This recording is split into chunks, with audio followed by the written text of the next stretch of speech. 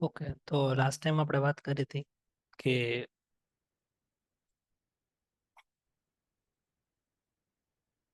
આપણે react રાઉટરનો use કરશું, બરાબર. અને આપણે જે એક્ઝિસ્ટિંગ એપ્લિકેશન હતી જે બ્લોગ વાળી આપણે બનાવી હતી એની અંદર રિએક્ટ રાઉટર ઇમ્પ્લિમેન્ટ કરશું, બરાબર. તો ઓલરેડી એક વખત આપણે જોઈ લીધું કે ભાઈ એ વસ્તુ કઈ રીતના થાય, તો મારે હવે ઈ આખી વસ્તુ રિપીટ કરવાની જરૂર નથી, વસ્તુ સેમ જ છે. હું તમને અહીંયા એકવાર આઉટપુટ બતાવી દઉં અને કઈ કઈ જગ્યાએ કોડ ચેન્જીસ છે.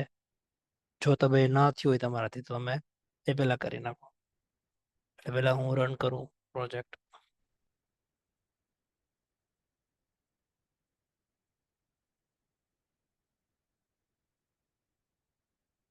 બરાબર. પહેલા સપોઝ કે હોમ પેજ ખુલે ને મેં નવું મેનુ મૂક્યું બ્લોગ્સ. હોમ પેજની અંદર એક જ વસ્તુ છે અને હું બ્લોગમાં જાઉં તો આપણું યુઆરએલ ચેન્જ થઈ ગયું બ્લોગ્સ. અહીંયા આપણા again same banner component call થાય, આપણું લિસ્ટ કમ્પોનેન્ટ અને આ આપણો જે આઇકોન મોડ છે એ, બરાબર. તો આ બધી વસ્તુ વર્કિંગ હોવી જોઈએ. એડ, ક્લોઝ, એડિટ, ઠીક છે. ઓકે, તો આ વસ્તુ વર્કિંગ ના આવે તો વર્કિંગ કરી લેજો. હવે ક્યાં ક્યાં કોડ ચેન્જીસ આવશે એ બતાવી દઉં. સૌથી પહેલા તો આપણે સોર્સની અંદર એક નવી ફાઇલ એડ કરી, routes.jsx, બરાબર. પહેલાની જેમ જ છે, રાઉટર મૂકી દીધું અને હોમ પેજ ઉપર હોમ કમ્પોનેન્ટ કોલ થશે. બ્લોક્સ ઉપર એક નવો કમ્પોનેન્ટ બનાવ્યો છે, આ એક મેઇન ચેન્જ છે. એક મેં નવો કમ્પોનેન્ટ બનાવ્યો. હવે નવો શું કામ બનાવ્યો? કેમ કે આપણા એપ કમ્પોનેન્ટની અંદર કેવું હતું કે જે મેં કોડ આખો એપ કમ્પોનેન્ટનો મૂવ કરી દીધો ક્યાં, બ્લોક પેજમાં. આખે આખો કોડ છે ને અત્યારે તમે તમારા કોડમાં જોશો ને તો એપ કમ્પોનેન્ટની અંદર, બરાબર. એટલે હવે આપણે કેવું હતું કે અહીંયા લિસ્ટ કમ્પોનેન્ટ ને બ્લોક એ બે કન્ડિશનલી રેન્ડર થાય છે. તો ઈ આખો કોડ છે ને એક સિંગલ કમ્પોનેન્ટની અંદર હોવો જોઈએ, જે પેલા આપણે એપ કમ્પોનેન્ટમાં હતો. તો આ કોડ જે રીતના થયેલો છે એને સપોર્ટ કરવા માટે આપણે એક કોમન કમ્પાઉન્ડ લીધો કે ભાઈ બ્લોગ પેજ, તો બ્લોગના રિલેટેડ બધી વસ્તુ આની અંદર, બરાબર. તો સિમ્પલી તમારે એવું કરવાનું છે આ કેસમાં કે એપ કોમ્પોનેન્ટ નથી, ટોટલી બધું જેટલું મળે ને ત્યાં બધું અહીંયા મૂકી દેવાનું. કોપી પેસ્ટ જ છે, નથિંગ ડિફરન્ટ. ઓકે, તો એ વસ્તુ મેં કરી કે એપ કોમ્પોનેન્ટ તે બધું લઈ લીધું અને આમાં મૂકી દીધું. તો એપ કોમ્પોનેન્ટની અંદર હવે શું જશે તો કે ભાઈ એપ કોમ્પોનેન્ટ છે એની અંદર ખાલી આપણે રાઉટ્સની ફાઇલ છે એ ઇમ્પોર્ટ કરાવી દીધી, અહીંયા કોલ કરાવી દીધી, બસ. અને સપોઝ કે કોઈ હોમ કમ્પોનન્ટ વિઝિટ કરશે તો હોમ કમ્પોનન્ટ કોલ થશે. હોમ કમ્પોનન્ટમાં શું થયું, સિમ્પલ મેં ખાલી બેનર કમ્પોનન્ટ છે તો એ કોલ કરાવી દીધો. એટલે કે આ જે કોલ કરું તો આ જે છે એ બેનર કમ્પોનન્ટ છે અને બ્લોક્સમાં એ બેનર કમ્પોનન્ટ જ કોલ થાય છે. હવે કોઈ બેનરમાં જશે, સોરી બ્લોક કમ્પોનન્ટ્સમાં જશે તો બ્લોક પેજ ઓપન થશે અને ત્યાં આપણે બધો કોડ કોપી પેસ્ટ જ કરેલો છે. એટલે આમાં કઈ નવીન નથી, બધું એઝ ઇટ ઇઝ છે ટોટલી, બરાબર. અને એક ચેન્જ આપણે કરેલો છે નેવ બાર. તો નેવ બાર કમ્પોનેન્ટ પેલા આપણે અહીંયા લઈ લીધો છે કે એમાં રાઉટ્સમાં, કેમ કે નેવ બાર હવે કેવું કે આપણે નિયમ પ્રમાણે રાઉટ્સની બારોબાર હોવું જોઈએ, તો આપણે એને અહીંયા લીધું. હવે એની અંદર એક માઇનોર ચેન્જ, હવે અહીંયા બ્લોગ ઉપર ક્લિક કરવું, આની પર ક્લિક કરું તો રિફ્રેશ થયા વગર આ પેજ જે ચેન્જ થઈ જાય છે, નેવિગેશન થાય છે. તો એ આનાથી થાય. એક લિંક કરીને કમ્પોનેન્ટ છે, બિલ્ટ ઇન કમ્પોનેન્ટ છે. એ કોનો કમ્પોનેન્ટ છે તો કે ભાઈ રિએક્ટ રાઉટર ડોમ. તો આજે આ લાઇબ્રેરી જે આપણે ઇન્સ્ટોલ કરી, બરાબર, npm ઇન્સ્ટોલ થઈ, એની અંદરથી આપણે લિંક કમ્પોનેન્ટને એક્સટ્રેક્ટ કર્યો અને એને આ યુઝ કર્યું. તો લિંક પછી તમારે એક ક્લાસ નેમ કરીને પ્રોપર્ટી યુઝ કરવી, તમે કોઈ પણ સોરી ક્લાસ યુઝ કરવો હોય તો તમે કરી શકો, નોર્મલ કોઈ પણ HTML ટેગમાં કરી એવી રીતના કરી શકાય, જેનાથી આપણે આ ઇફેક્ટ મળે. જો ક્લાસ નેમ અહીં તમે યુઝ ના કરો તો તમારે અહીં થોડીક ઇફેક્ટ ના મળે, બરાબર. એટલે કોઈ પણ બુટસ્ટ્રેપના ક્લાસ યુઝ કરી શકાય. અને આ વસ્તુ મેઇન છે ટુ કરીને કે ભાઈ આપણે ક્લિક કર્યા પછી હોમને ક્લિક કર્યા પછી ક્યાં જવું તો કે અહીંયા, બ્લોગ્સને ક્લિક કર્યા પછી ક્યાં જવું તો કે ભાઈ અહીંયા. That's it. બીજું આમાં કંઈ મેજર ચેન્જ નથી. ઓકે, તો આટલો ચેન્જીસ કરી નાખો. પછી આગળ વધજો. હવે એડિશનલી આપણે એક નાની એવી વસ્તુ જોઈ લઈએ આ સેશનની અંદર, પેકેજ ડોટ જેસન ફાઇલ. આપણે એને બહુ ડિટેલમાં નથી જોયું, આપણે ખાલી આમાં એટલી જ ખબર છે કે ભાઈ હું કોઈ પણ પેકેજ કે લાઇબ્રેરી બે એક જ વસ્તુ છે. npm install moment for example, બરાબર. આપણે અહીંયા ડેટ ને પ્રોપર ડિસ્પ્લે કરવા માટે શું યુઝ કર્યું હતું? મોમેન્ટ યુઝ કર્યું. દેટ મીન્સ કે એ એક્સટર્નલ લાઇબ્રેરી છે, આપણે નથી બનાવેલી, કોઈ બીજાએ બનાવેલી, જે આપણે યુઝ કરીએ. તો એ બધી ક્યાં જાય? કે ભાઈ ડિપેન્ડન્સીની અંદર, બરાબર. તો એ જેટલી પણ બહારની ડિપેન્ડન્સીનો મતલબ જ કે આપણે એની પર ડિપેન્ડ છીએ. આ મોમેન્ટ આપણો જે પ્રોજેક્ટ છે એ મોમેન્ટ નામની લાઇબ્રેરી ઉપર ડિપેન્ડ છે, બરાબર. તો એ જેટલી બી ડિપેન્ડન્સી હશે એ અહીંયા આવશે.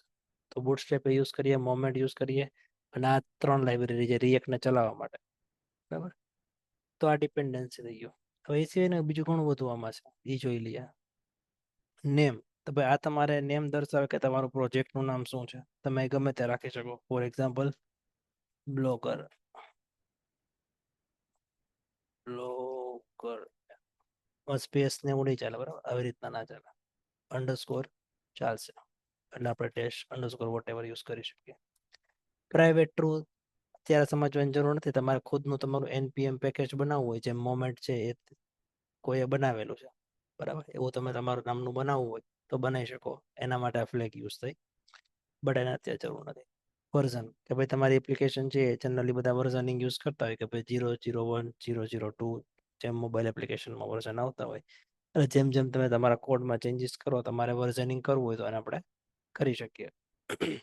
Type module A is fine, કે ભાઈ આ જે આખે આખી તમે એક એપ બનાવો એ શું છે, એ મોડ્યુલ કહેવાય. એમ એટલે માઇક્રો એપનો જે કન્સેપ્ટ છે એ તમારે અત્યારે એને સમજવાની જરૂર નથી.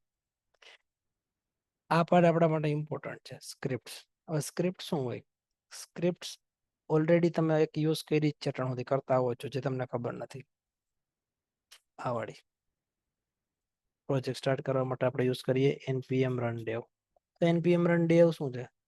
તો dev છે ને એ સ્ક્રિપ્ટનું નામ છે, બરાબર. હું અહીંયા મિનિમાઇઝ કરું તો આ dev શું છે? એ સ્ક્રિપ્ટનું નામ છે. npm રન છે પ્રીફિક્સ છે, ફિક્સ છે. તમારે કોઈ પણ સ્ક્રિપ્ટને રન કરવી હોય, બરાબર, તો તમારે આગળ npm રન લખવું પડે અને પછી સ્ક્રિપ્ટનું નામ. એટલે સ્ક્રિપ્ટ એટલે શું? એક ટાઈપનો કમાન્ડ.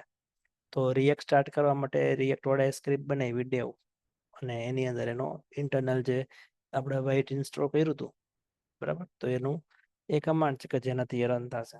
પછી એવી એક બીજી સ્ક્રિપ્ટ છે npm રન બિલ્ડ, જે આપણે હજી બિલ્ડ શું છે જોયો નથી, બટ એ જોશું ભવિષ્યમાં, બરાબર. તો તમે અહીં લખી શકો npm રન બિલ્ડ. એવી રીતના એક લિંટ કરીને છે, આનો હમણાં થોડી વારમાં સમજાવું. અને પછી પ્રિવ્યુ કરી છે, જે હમણાં આપણે જોવાનું નથી. હવે પ્રશ્ન એ છે કે આપણે આપણી ખુદની સ્ક્રિપ્ટ બનાવી શકીએ.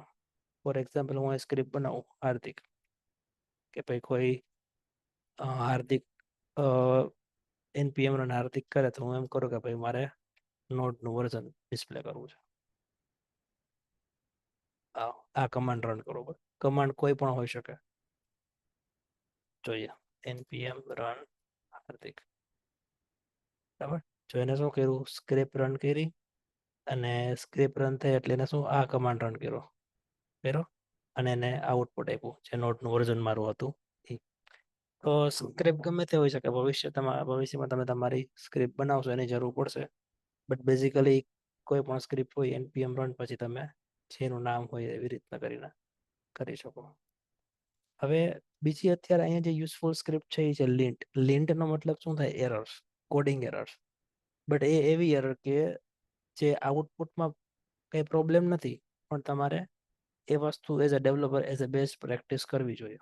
ફોર એક્ઝામ્પલ સ્ક્રિપ્ટ રન કરીએ npm રન લિન્ટ, બરાબર. સ્ક્રિપ્ટ રન થઈ આખે આખો કમાન્ડ જો npm મેં કર્યું તો આખે આખી આ અહીંયા જે વસ્તુ લખેલ છે એ આખે આખી રન થઈ. હવે લિન્ટ વસ્તુ શું છે સમજીએ. આ વસ્તુ શું દર્શાવે કે આપણા કોડિંગમાં અમુક એરર્સ છે. ફોર એક્ઝામ્પલ હેડિંગ કમ્પોનેન્ટની અંદર લાઈન નંબર 1 ઉપર આપણે એમ કહે છે કે moment is defined but never used. તો ભાઈ તમે મોમેન્ટ ડિફાઇન તો કર્યું છે, પણ એનું કોઈ દિવસ યુઝ નથી કર્યું. જો યુઝ ના કર્યું હોય તો ડિફાઇન શું કામ કરવું? કાઢી નાખો એને, બરાબર. તો એ બેસ્ટ પ્રેક્ટિસ થઈ. તો એને હું ક્લિક કરું તો હેડિંગ કમ્પોનેન્ટમાં આવી ગયો, બરાબર. હવે અહીંયા જો ભાઈ મોમેન્ટ ક્યાંય અહીંયા આપણે ડિફાઇન જ કર્યું, કે યુઝ નથી કર્યું. તો એ એમ કહે છે કે ભાઈ યુઝ ના કર્યું તો આને કાઢી નાખો. બરાબર. તો એનો હવે આપણે પાછું આ લિન્ટ રન કરીએ તો આપણે આ વાળી એરર ના આવી જોઈએ ક્યાં હેડિંગ કમ્પોનેન્ટમાં. ઓકે, ક્લિયર કરી દઈએ. બરાબર, ઓલી હેડિંગ વાળી એરર આવી ગઈ. હવે ટાઇટલમાં એવું કે ભાઈ title is missing in prop validation, button class is missing in prop validation. તો બધી એરર છે ને ક્યાંક ને કંઈક દર્શાવે react is defined but never use. બરાબર. તો આ ફોર એક્ઝામ્પલ આને લઈ લઈએ. તો અહીંયા આપણે રિએક્ટ રાખ્યું છે પણ કે યુઝ નથી કર્યું, તો એ એમ કે તમે એને કાઢી નાખો. તો તમારે હવે નેક્સ્ટ એ કરવાનું કે જેટલી વોર્નિંગ્સ અહીંયા આવે છે બરાબર, આ બધી વોર્નિંગ છે, આના કારણે તમારો કોડ ચાલતો બંધ ના થાય, પણ તમારે આ બધી એરર્સ કાઢવી જોઈએ. બરાબર, આ બધી એરર, તો આ બધી એરર આપણે ધીરે ધીરે રિમૂવ કરશું. તો આમાંથી તમને જેટલી ફાવે એટલી તમે ફિક્સ કરો, અને પછી એમાં કોઈને કંઈ કન્ફ્યુઝન હોય તો મને કહેજો. બટ અધરવાઇઝ આ લિંક નો જે યુઝ છે સ્ક્રિપ્ટની અંદર એ છે કે તમારા કોડિંગની અંદર એવી કે અનયુઝડ વેરિયેબલ રહી ગયા હોય તો તમે એને ફિક્સ કરી શકો. ઓકે, તો આટલું કમ્પ્લીટ કરી લો, પછી નેક્સ્ટ સેશનમાં આપણે રિએક્ટ રાઉટરમાં આગળ વધશું. Thank you everyone.